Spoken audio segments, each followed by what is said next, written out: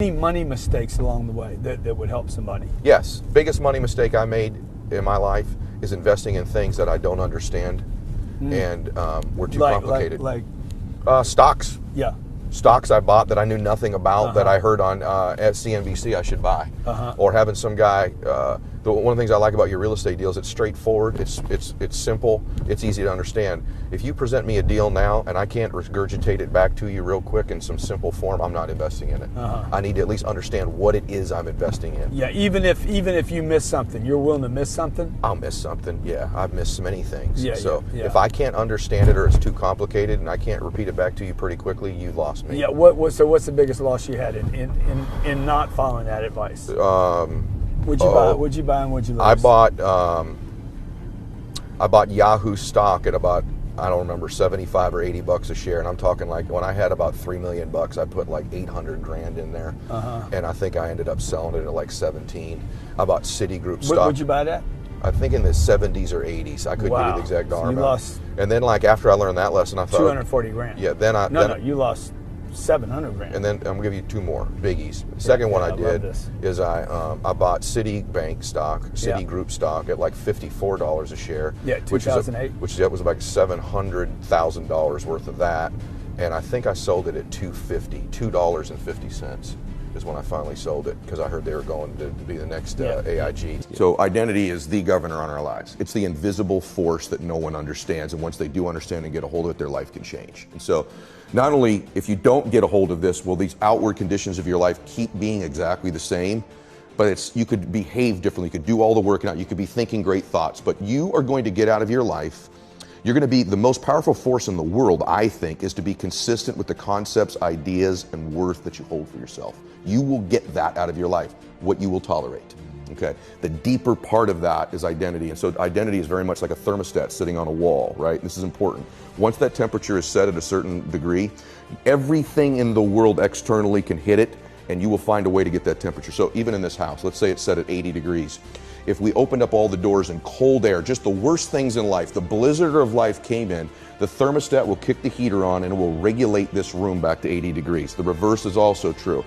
It's a super hot day. Great things are happening in your life. It's getting hotter and hotter and hotter. If you're at 80 degrees, that internal thermostat will find a way over a window of time to cool your life right back down to 80 degrees again. So the key, the secret key, is to be able to shift that identity.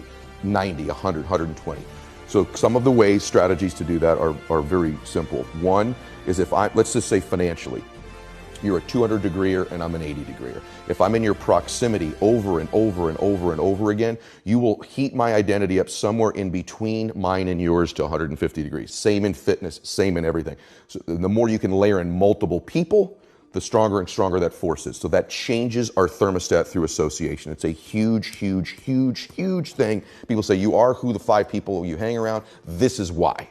They adjust your thermostat. That's number one. Second way you can change your identity is through doing short bursts of something in a window of time you've not done them before, and they change the thermostat temperature permanently, almost like a water line in the pool.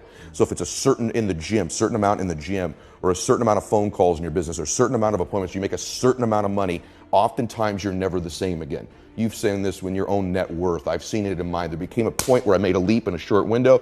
I was never really the same again. I could go back a little bit, but not back where I was before. So it's activity or successes, achievements in short bursts of time. My formula is this, and you're never going to hear this because there's all this stuff on social media now about borrow, borrow, borrow, borrow. First off, the Bible says, owe no man nothing. So I didn't get rich by creating debt. And I can just tell you that I don't care about what type of debt you have, but the one thing financially is you do not want to borrow money if you can minimize it against a depreciating asset. If you borrow money for something that's going to appreciate, like a home or an investment property, I'm pretty cool with that, although I still think you should be careful with debt. But I see far too many people borrowing money against something that depreciates, like cars that they don't need to have just to impress other people, right? Or clothes they don't need to be wearing. And so on credit cards, don't borrow money against stuff that goes down in value as much as you can. The second thing is live below your means. any person listening that's going to get financially independent, you have to pay yourself first. So believe it or not, as crazy as it sounds, when I was broke, I still found a way to pay myself, save $25, save $50. Because if you can't save money when you're making a little bit of money, you are not going to save money when you make more money. You think you will, but you won't. You'll continue to spend it. And so there was literally a year when I started to make money. You want to get really wealthy? I made multiple six figures one year, and we lived in a $700 a month apartment. I just saved and saved and saved and saved because my confidence in business came from my ability to acquire and save money over time, which took me a while. But to me, peace of mind is saving and cash. Cash is king. Not enough people are obsessed with saving cash. And so live below your means, don't borrow money against stuff that depreciates, and save money. And here's a biggie. Start reading about money.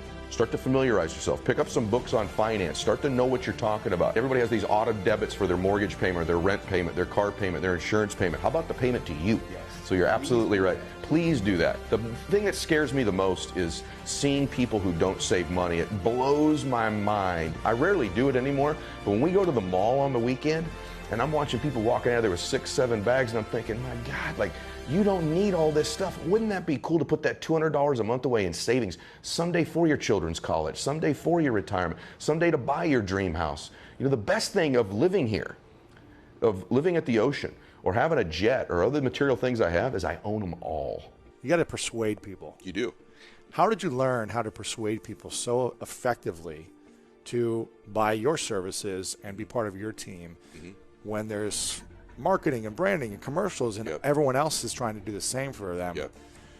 What is your key to persuasion without being sleazy or salesy? Like, I'm a salesman. I can't stand that, right? Like, they blink 3 times. That's a buying signal. You know, go for the jugular or whatever. I can't stand that stuff. So persuasion in anything. So if you want to persuade your children, if you want to persuade someone to take a look at your faith, if you want to persuade someone in business, if you want to persuade someone to help you in anything or help them in anything, it's real simple for me. Monster belief. And so you can't transfer to me that which you're not experiencing yourself, right? So you can't give me that. People are always trying to come up with a magic word, the magic close, the magic this. And there are words you should and shouldn't use in persuasion, no question about it, right? There are words that are more effective than other words. And clearly, to be successful in any business, you need to know what those words are in your business. But the best persuaders, the best motivators, the best speakers, the best physicians, the best school teachers, the best parents are incredible persuaders. And what they do is they come from a monster place of conviction and belief that they can transfer you to, because people respond to energy much more than they do words. They respond to what they feel, not what they hear and see. Hear and see are real low-level influencers. Energy, spirit, transfer of energy is what people respond to. And so I'm cognizant all the time of getting in a state of total belief and certainty about what it is that I'm going to represent, or speak if I'm speaking on stage about a particular topic, and then transferring that energy into people. And that seems generic or hokey, but it's actually what great persuaders do. In fact, if you're listening to this, you think of anybody that you know who's incredibly persuasive. They may have great words, they probably do, but it's something you feel from them, right? And that's the difference between a great doctor and a so-so doctor. Great doctor says, here's the prescription, you're out of here. Another one, is this going to work or not? I don't know. Another one, you leave there feeling that you're going to be healed, feeling you're in good hands. You feel their certainty, you feel their confidence. Same when you hear a speaker, if you're buying real estate from somebody. But it's not just buying things. It's a great pastor in a church. A great person if you do TM, who's taught you TM. It's their certainty. It's the energy you feel. And so for me, it's always getting to, I have to really believe what I'm saying. Here's the thing that I get asked all the time. How did you stay motivated all the time?